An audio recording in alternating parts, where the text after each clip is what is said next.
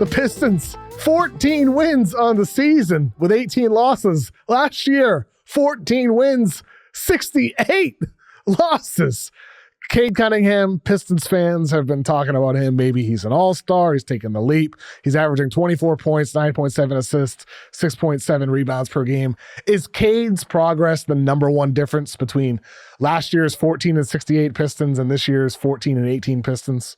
I mean, when you match your win total from the year before, I don't think there's one single thing that we can point to. There's a lot of things, and I'm sure we'll talk about a few of those. But if I had to put something at the top of the list, it would be Cade Cunningham's growth. He truly has been better this year.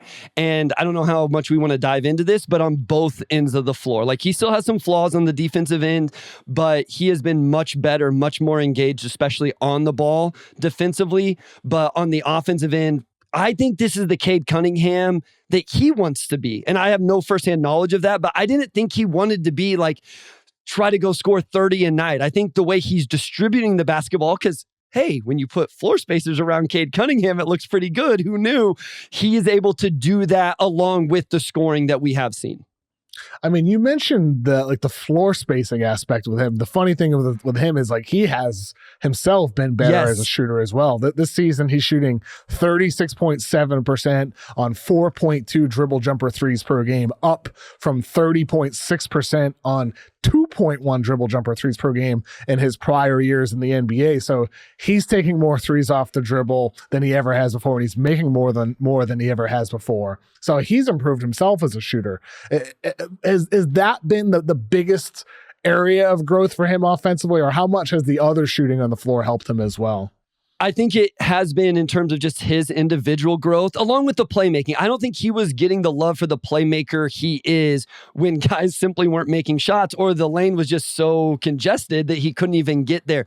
There are some things he's still got to improve, right? Like, for him to be elite, he's got to figure out either the rim finishing or getting to the foul line. But him being able to knock down jumpers off the dribble, especially off a ball screen, means defenders can't do what? They can't go under the screen. You go under a ball screen with Cade Cunningham. Now he can get to the mid-range. He can draw help. He can spray to shooters. He can throw to the lob, whether it's Duren or whoever. It opens up every part of his game when he has the three-point jumper going, specifically, as you mentioned, off the dribble.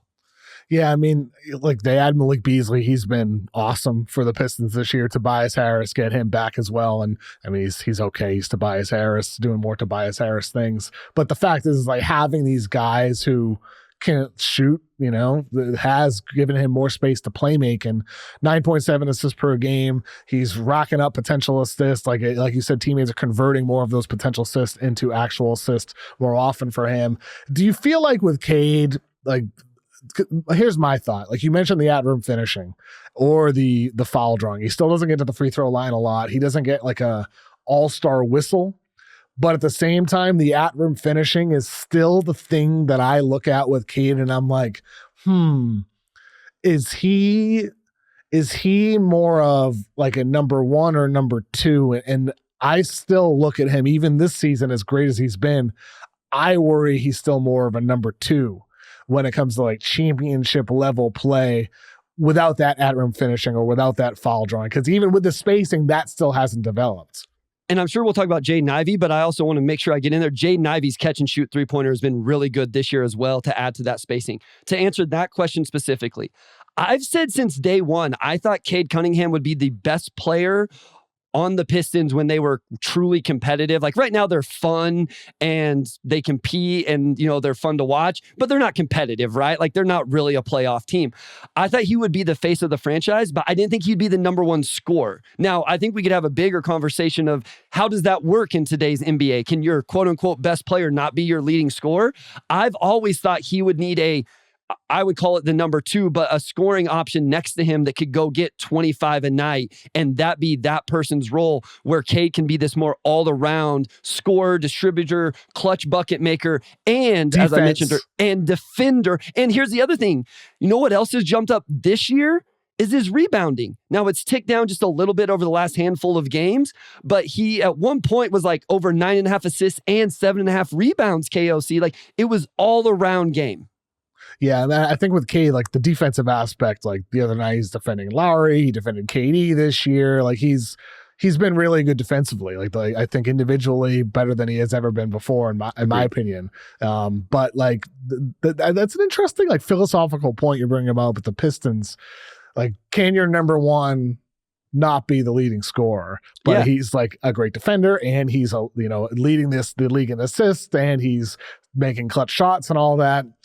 Maybe, but like Jaden Ivey isn't taking that leap next to him, which is why like it's still on Cade. It's still like on him to have to do that. And looking at the numbers this season, Cade is making 54.3% of his unassisted restricted area chances. So think about that as like his drives to the basket, unassisted chances, 54.3%. Of the top 25 players with the most unassisted at-rim chances, that's 24th in field goal percentage, ahead of only Tyrese Maxey. And for Cade, that number's down from 60% over his first 3 seasons, which is like below average compared to other numbers. Just for reference, SGA this season, 72%. Fox, 67%. Anthony Edwards, 64%. Jaylen Brown, 63% for like similar type or sized players. So Cade is still way on the lower end of that. And that's despite improved spacing. And that's why I'm curious, Bryce, and your evaluation. You played college ball. You're a coach as well. And when you evaluate Cade, how much of his at-rim struggles is a matter of, a function of lack of spacing versus something with his technique?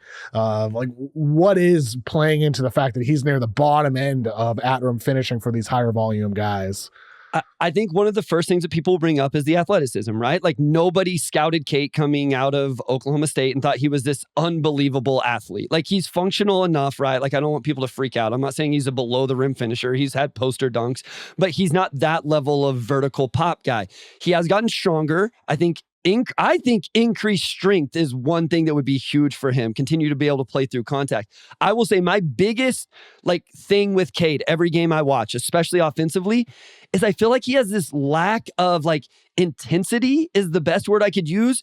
And it contributes to his misses at the rim and his turnovers. And there was one specifically in the last few games. He beat his defender off the bounce and then kind of just casually did a layup and it got blocked from behind. It's like, Cade, these are NBA level athletes. These are NBA level rim protectors. You have to know, you have to reverse or decel, draw contact, something. It's like he doesn't account for who he's playing against sometimes and what they are able to do and accomplish on the defensive end. I mean, that's a good point because Cade's so cool.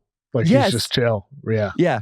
Not in a negative way, around here at my high school. Way. Oh, it could be because we call cool kids a negative thing around here. At high school, the kids I coach. Is that really a thing in high school? Yeah. Cool kids? No, we say you don't be a cool guy. Okay. A cool guy is one that won't dive on the floor. A cool guy is somebody that won't charge. Okay, So we use it. Cool kids are lame. Those cool kids are not cool. I don't want those cool kids on my team. Yes. So anyway, but I don't think Cade is very reserved in the way he plays the game. I just wonder if it sometimes the Nuggets game the other night, Russ got him a couple times just because Russ plays so intense and Cade got by him. And then it's like, oh, I have him beat. Well, no, Russ isn't going to give up on the play. He's coming from behind to get a back tip or something.